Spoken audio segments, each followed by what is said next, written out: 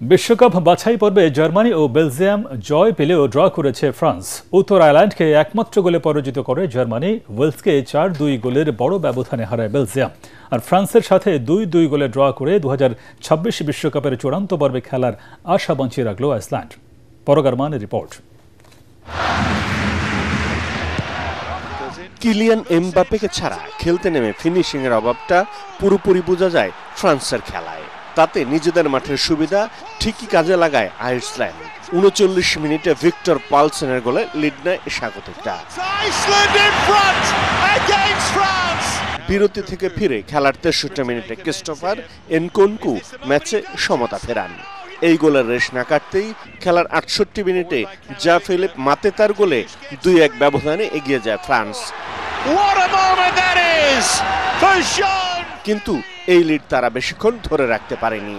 70 মিনিটে Cristian Linson ম্যাচে সমতা ফেরান। টানা 3 জয়ের পর প্রথম পয়েন্ট হারালো ফ্রান্স। তবে 4 ম্যাচে 10 পয়েন্ট নিয়ে ডি গ্রুপের শীর্ষে এখনো 2 বারের বিশ্ব চ্যাম্পিয়নরা, আর 4 পয়েন্ট নিয়ে তৃতীয় স্থানে আছে আইসল্যান্ড। এদিকে এ গ্রুপের ম্যাচে উত্তর আয়ারল্যান্ডকে একমাত্র গোলে পরাজিত করে লিগ টেবিলের শীর্ষস্থান ধরে রেখেছে জার্মানি। আইরিশদের মাঠ উইন্ডসর পার্কে খেলার 31 মিনিটে নিউ ক্যাসলের স্ট্রাইকার নিক উলটেমেট যে গোলটি করেন তাতেই নিশ্চিত হয় জার্মানদের জয়। এতে 4 ম্যাচে স্লোভাকিয়ার সমান 9 পয়েন্ট পেলেও গোল ব্যবধানের শীর্ষে আছে জুলিয়ান নাগেলসম্যানের দল।